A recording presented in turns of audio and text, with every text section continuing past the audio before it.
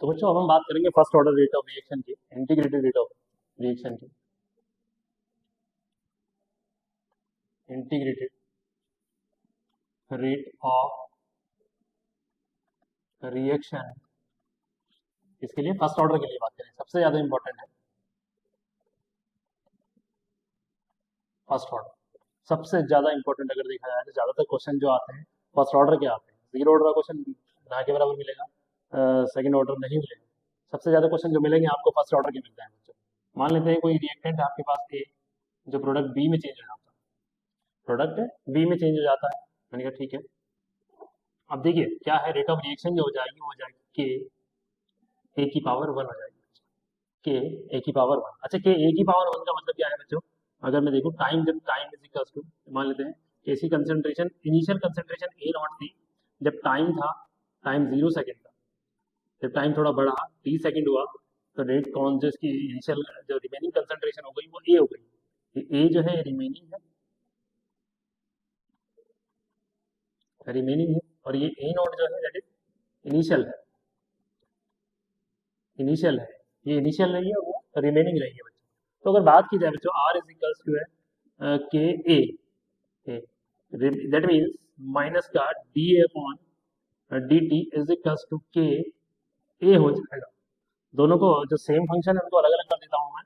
तो बच्चों यहाँ आ जाता है d A upon A is equals to k d t. Both side integration करता हूँ, बोथ साइड इंटीग्रेशन, इंटीग्रेशन कर देते हैं बोथ साइड विद लिमिट। अच्छा, लिमिट के साथ इंटीग्रेट करेंगे तो कैसे हो जाएगा बच्चों? ये देखिए, इनिशियल लिमिट थी ए नॉट से लेकर ए तक गया है, और that is d A upon a आ जाएगा, that is nothing but minus का के 0 से लेकर टी तक गया है, दैट इज डी टी। ये डी टी हो जाएगा। चलिए, अच्छा बच्चों मैंने आपको फॉर्मूला शायद बताया होगा कि जब भी डी एक्स अपॉन एक्स इसका इंटीग्रेशन करते हैं तो लॉग एक्स आता है, लॉग एक्स आता है। इससे पहले वाला लेक्चर में बताया होगा।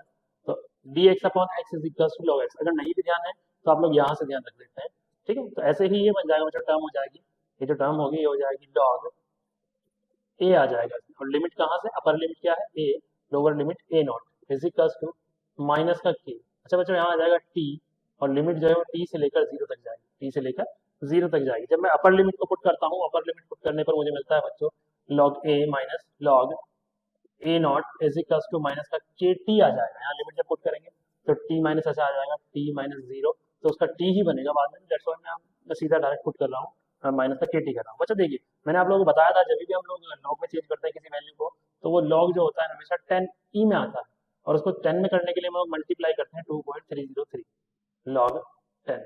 जिसने हमारी वीडियो नहीं देखी है लॉग को लेकर, जैसे बायो के स्टूडेंट है कुछ, तो बायो के स्टूडेंट को लॉग को लेकर बड़ी समस्या रहती है। उसके लिए मैंने चैनल पर एक वीडियो डाली हुई है लॉग को लेकर पूरी वीडियो डाली है, किस तरीके से हम वैल्यू कैलकुलेट कर सकते हैं, किसकी वैल्यू कितनी होती है, वो जो वीडियो है आप लोग देख सकते हैं। तो मैं इस बेस ई को बच्चों, ये बेस ई है, इसको 10 में चेंज करता हूँ।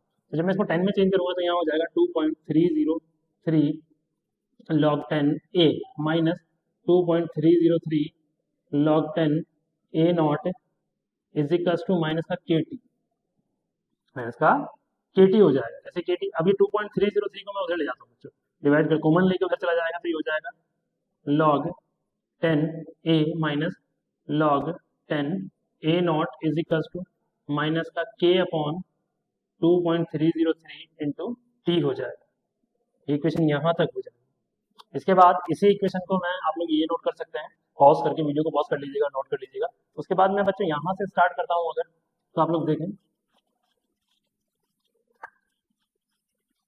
तो इसी इक्वेशन को मैं इधर सेट करता हूँ, log 10 A minus log 10 A not is equals to minus का के डिवाइड बाय 2.303, और यहाँ आ जाएगा बच्चों टी मल्टीप्लाई। इस वैल्यू को उधर ले जाता हूँ, log A is equals to 10 base है माइनस का K divide by 2.303 into T, इसको अंदर ले लेता हूँ यहाँ माइनस को, t plus log 10 A not.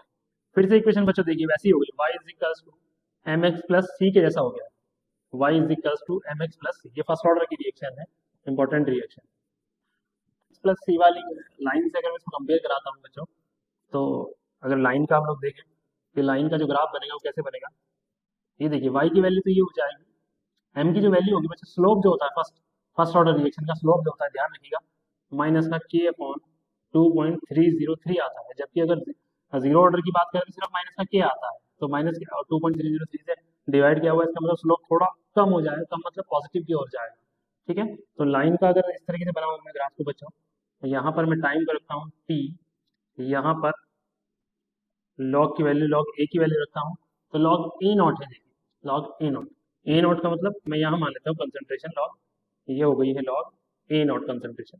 अब देखिए क्योंकि स्ट्रेट लाइन की इक्वेशन है, तो स्ट्रेट लाइन अब नेगेटिव स्लोप है, नेगेटिव स्लोप नीचे की ओर जाएगा, लेकिन जीरो ऑर्डर का स्लोप अगर मान लेते हैं ये था, तो इसका थोड़ा सा ऊपर की ओर आएगा, क्योंकि 2.303 से डिवाइड हो रहा है, तो मतलब पॉजिटिव की ओर वैल्यू जा रही है, तो कुछ मैं ऐसे कह सकता हूँ, तो m is equals to minus का k डिवाइड बाई 2.303, ये हो जाता है बच्चों फर्स्ट इक्वेशन के लिए, है ना। फर्स्ट इक्वेशन के लिए हम लोग जो ग्राफ निकालते हैं वो ये होता है। मैं एक चीज़ और आप लोगों को बता दूं, सिंपल इक्वेशन की बात करूँ तो सिंपल में अगर मैं चेंज करना चाहूँ उसको, तो थोड़ा सा और चेंज किया जा सकता है। किस तरीके से किया जा सकता है, जैसे आप लोगों के पास ये वैल्यू है, तो लॉग देखिए log m minus log n, log m upon log n, मैंने लॉग की वीडियो बनाई हुई है, अगर किसी के नहीं समझ में आ रहा है लॉग को लेकर तो आप लोग देख सकते हैं, log m minus log n, तो log a upon a not, log m minus log n minus का के टी और डिवाइड बाय 2.303 हो जाएगी बच्चे। अब देखिए अगर मैं एक काम करता हूँ, ठीक, एक काम और कीजिए, ये लॉग ए नॉट अगर इसको चेंज करना चाहें हम लोग, इस माइनस को मैं एडजस्ट करना चाहूँ, तो ये कुछ ऐसे हो जाएगा, लॉग ए नॉट जो माइनस की वैल्यू थी वो पॉजिटिव हो जाएगी, माइनस का log A is equals to K T, इसको मैंने एडजस्ट कर दिया 2.303। तो मुझे अगर टाइम पीरियड निकालना है कि time period for first order, तो मैं किस तरीके से निकालता हूँ, अब देखिए log m minus log n, log A not upon A is equals to K T upon 2.303, time period निकालना है तो बच्चों मैं 2.303 की मल्टीप्लाई इधर कर देता हूँ और डिवाइड में के कर देता हूँ, और यहाँ रख देता हूँ log A not upon A is equals to time period. ये मेन इक्वेशन है जो न्यूमेरिकल में यूज होती है, आप लोग इसको ध्यान रखें, बहुत ज़्यादा इंपॉर्टेंट इक्वेशन है फर्स्ट ऑर्डर की के लिए, टाइम पीरियड की कितना टाइम रिक्वायर्ड है किसी भी कंप्लीटेशन ऑफ द रिएक्शन के लिए।